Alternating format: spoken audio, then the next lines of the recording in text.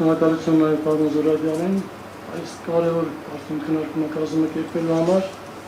Ես սկզբունքորեն համամիտ եմ, որ ինստինկտյան այս հարցադրումները չպետք է լինեին հրատապ, անգամ արդիական։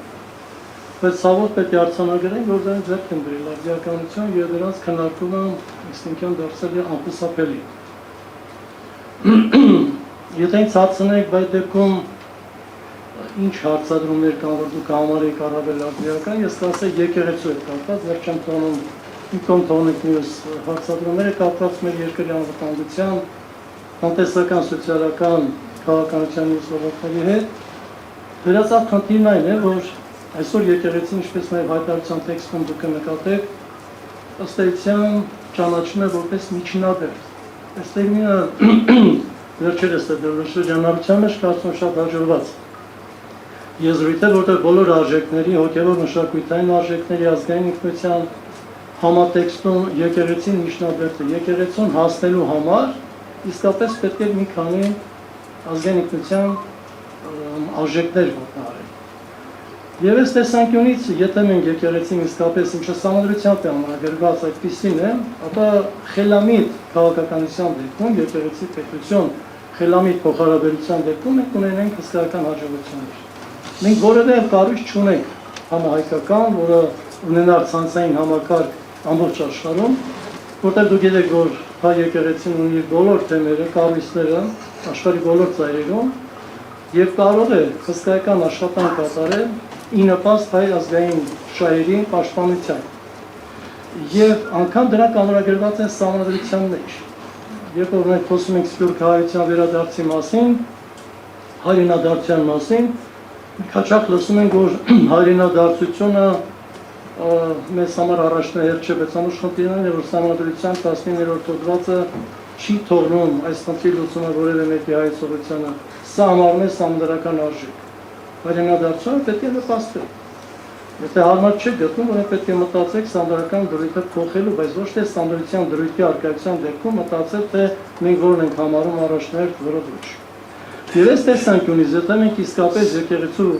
եկեղեցականի քաղաքականությամբ զբաղվելը խնդիր ենք համարում, այս տեսանկյունից մենք պետք է ողջունենք եկեղեցու քաղաքականությամբ զբաղվելը, որտեղ դա միայն նպաստ կլիներ ամբողջ աշխարհին, ամբողջ աշխարհում այս շահերը հնարավորինս արդյունավետ պաշտպանելու։ Երկու թեզեր այնուամենայնիվ ես կուզենայի այստեղ խնդրել, դրանք դատողություններ ասեմ մեղադրանք այդքան էական չի, հաճախ խնդրում եմ, որ իսկապես եկեղեցականները զբաղվում են քաղաքական գործունեությամբ, ինչը արգելված է իբրև թե օրենքով, եւ ըստ այդմ նաև առաջ են քաշում այն, որ եթե օրենքով արգելված գործունեությամբ են զբաղվում, պետք է դրան լինի որևէ հակադարձում։ Սա մի խնդիր։ Եվ երկրորդ խնդիրը անձերի դեմ է ուղղված, սա կոնկրետ անձի խնդիրը եկեղեցու դեմ չէ։ Իմ տպավորությունն այն է, որ սա ոչ անձի դեմ, ոչ էլ եկեղեցու դեմ է։ Սա ցավոք պետականության դեմ է վերջին հաշվով։ Բայց անդրադառնանք այս հարցադրումներից յուրաքանչյուրին։ Ովքեր որ դատողություններ են անում, թե եկեղեցականը չպետք է զբաղվի քաղաքական գործունեությամբ, ես կուզենայի մի հարցի պատասխանել, ինչ եք հասկանում քաղաքական գործունեություն ասելով։ Այսօր նստած յուրաքանչյուրը համոզված եմ դրան կտել յուրովի բնորոշումը։ Ինչի, որովհետև որ ըստ այդ բնորոշումը չկա։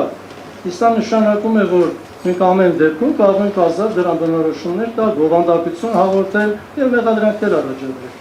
Այս խնդիրը ինձ համար արդիական էր համարվել դեռ 22 թվականին, երբ մի հոդված պատրաստեցի, բայց դատավորների հետ կապված, որտեղ նույն իրենց մոտ է, այս տեսանկյունից, որտեղ դատական օրենսգրքով իրենք 5-րդ հոդվածի համաձայն պետք է դրսևորեն քաղաքական զսպվածություն, չեզոքություն, բայց ինչ բան է քաղաքական զսպվածությունը, չեզոքությունը, կոնկրետ իրավական կտրվածքով ինչ բովանդակություն ունի, որովհետև դա բացված չի։ Եվ արդյունքում մենք բնականաբար ցանկացած բայի դատավորի որևէ հայտարարություն կարող ենք եւ անում ենք, գնահատում ենք որպես իբրև թե սկզբունքի խախտում, դրանից բխող հետևանքներով հանդերձ։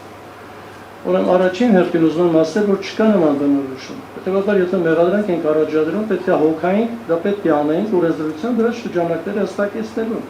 Չափազանց բարդ խնդիր է, որտեղ քաղաքականություն օգտագործում է տարբեր բովանդակությամբ, տարբեր իմաստներով եւ կոնկրետ այս իմաստով պետք է փորձենք հստակեցնել։ Եվ ամենակարևորը լավ ընդունենք մի բան, որ եկեղեցին հենց դասական իրենց պատկերացրած իմաստով իրականացնում է քաղաքական գործունեություն։ Իսկ ինչ է դա արգելված է օրենքով։ Ախր երբ որ մի բան ենք ասում, պետք է նաև երկրորդ հարցի պատասխանը տանք։ Արգելված գործունեությունը, թե ոչ խրախուսելի գործունեությունը։ Քիչ առաջ ես նաև ներկայացրեցի, որ եթե եկեղեցին զբաղվեր քաղաքականության կոնկրետ սահմանադրությամբ նախատեսված մի քանի ոլորտերով, ինչ մենք մեծ արդյունքներ կունենայինք։ Արգել չկա, բացարձակ եւ չէր կարող լինել ամբողջ խնդիրն այն է, որ միջազգային իրավունքի չափանիշներով եւս եկեղեցականը չի կարող ունենալ քաղաքական զսպվածություն եւ չեզոքություն։ Միջալից այս տերմիններն էլ օրենսդրական համարվում են խիստ վիճավորից, որտեղ միջազգային խորհրդում այս երկու տերմինները զուգահեռ չեն օգտագործվում։ Սա էլ խոսում է օրենսդրության անկատարության պայմաններում ինչ-որ մեղադրանքներ հնչեցնելու մասին։ Կա զսպվածություն կամ չեզոքություն հազվադեպ կիրառվող, որտեղ սրանք հովանիշներից, եթե մենք միան ժամանակ ենք օգտագործում,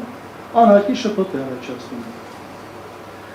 Մի կարևոր խնդրի հետ կապված, տեսեք, երբ որ օրերս ես նաև լսեցի Պոլսի պատրիարքի նաև հայտարարությունը, որտեղ ինքը մտահոգություն էր հայտնում, որ նաև իր անունն է շոշափվում, եւ ասեց, որ իր դիտարկմամբ այս ամենը նախընտրական քարոզչության հետ է կապված եւ շատ այսպես կոռեկտ ոչաբանությամբ դիմելով իշխանություններին ասեց, որ խնդրում եմ այս հարցը թողեք, դա ձեր լիազորություններից դուրս է եւ զբաղվեք ուղղակի ընտրություններին պատրաստելու։ Սա պատկերացրեք, մեկ այլ միջավայրում, մեկ այլ մոտոլորտում ձևավորված տեսակետ է եկեղեցականի, որ այս ամենը ընկալում է որպես նախընտրական քարոզչության բաղադրիչ։ Մենք շատ հաճախ ենք քննարկում, թե ինչի համար է սա ծագել այս բանը եւ ինչի դեմ է ուղղված։ Դրա մասին չխոսենք, դեռ ելույթ ունեցողները կանադարան դրան,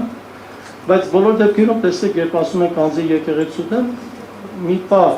չընդհանրացնենք եւ փորձենք հասկանալ։ Եթե մենք ասում ենք, որ անձի դեմ է ուղղված, բայց եկեղեցական մարմինների, համաեկեղեցական մարմինների գործունեությանը վերաբերող հարցերը փոխում ենք իշխանական հարթությամբ լուծել, մենք նշանակում ենք եկեղեցիները թիրախավորում ենք։ Եկեղեցին ունի իր կառույցները, կառավարման մարմինները, որոնք իրավասու են լուծելու ցանկացած մեր եկեղեցական խնդիր։ Որևէ մեկի միջամտությունը սովորաբար չի թույլատրվում։ Ես չէի ուզում անդրադառնալ պետություն եկեղեցի հարաբերություններին, պարոն Պողոսյանը հենց իր հարցադրումների շրջանակներում դրանց անդրադառնամ։ Ուղղակի մի օրինակի վրա եմ ուզում վերել այդ քաղաքականության հետ կապված, որ պարզ դառնա, թե մենք երբեմն ինչքան սահմանափակ ենք ընկալում ու երբեմն ցավոք հրանցնում այս ամենը։ Դա մտունենք շատ հաճախ են, չի ասում, որ դե եթե իսկապես եկեղեցին ուզում է զբաղվել քաղաքականությամբ, թող ստեղծի կուսակցություն եւ զբաղվի։ Ինչ իմաստով է դա ասվել, դա էական չի, բայց բոլոր դեպքերում փորձենք վերլուծել այս արտահայտությունը։ Սահմանադրության 94-րդ հոդվածի համաձայն հանրապետության նախագահը չպետք է լինի որևէ կուսակցության անդամ իր պաշտոնավարման ընթացքում, չպետք է ուղղակի մասնակցի կուսակցական գործունեությանը։ Բայց 93-րդ հոդվածում ամրագրված է, որ նախագահը պետք է ղեկավարվի համապետական համազգային շահերով։ 98-րդ հոդվածում էլ ամրագրված է, որ նախագահը պետք է իր իրավասություններին առնչվող հարցերով լինի ազգային ժողովին ուղերձներով։ Որևէ դեպքում երևի տեղակ է, որևէ ուղերձ չի եղել, բայց բոլոր դեպքերում սահմանադրությունը ամրագրում է։ Եվ եթե սրան հավելում եք նաև հանրային ծառայության մասին օրենքի 5-րդ հոդվածը, որտեղ որ ամրագրված է քաղաքական պաշտոնյա է համարվում հանրապետության նախագահը, մենք չենք մեր տեղը։ Ասում մենք ունենք մի պաշտոնյա, որը պետության գլուխը, որը համարվում է քաղաքական պաշտոնյա եւ այլ կերպ չէր կարող համարվել, բայց ինքը եթե մենք հետև ասկես տրամաբանությանը շարունակում ենք, քանի որ կուսակցության անդամ չի, չպետք է իրականացնի քաղաքական գործունեություն, չպետք է անի քաղաքական հայտարարություններ եւ այլ։ Տեսնում եք, երբեմն ինչ աբսուրդ իրավիճակ ենք հասնում, երբ որ քաղաքական գործունեության բնորոշումը շատ սահմանափակ ենք ընկալում։ Ասեն զուտ շահերի տեսանկյունից։ Ես երկար տարիներ մասնակցել եմ անմիջականորեն եկեղեցական մարմինների գործունեությանը, եղել են բազում հայտարարություններ եւ այդ հայտարարություններն են երբեմն ցավոք ընկալվի իբրև թե նեղ քաղաքական, բայց բոլորը շատ լավ գիտեք, որ այդ հայտարարությունները բացարձակապես կուսակցական քաղաքական ասպեկտով նմանադոնի բովանդակություն չունեն, դրանք համազգային շահերով թելադրված հայտարարություններ են։ Եվ որովհետեւ այստեղ հակառակորինական ոչինչ չկա։ Ավարտելով միտքս ուղղակի ես ուզում եմ բոլորդ մեկ անգամ եւս ուշադրել նայեք հայտարարության տեքստին, կարծում եմ, որ այս հայտարարության տեքստը կամպոպի մեր բոլորի մտահոգությունները եւ հուսամ, որ մենք կվերադառնանք մի այնպիսի մեկնակետի, որտեղ պետություն եկեղեցի հարաբերությունները կլինեն ոչ թե միջանձնավորված, ոչ թե կլինեն ոչ թե կոռեկտության սահմաններից դուրս, այլ կլինեն կառուցված, ինչ-որ միտեղ արդյունավետ։ Այսքանը, շնորհակալություն։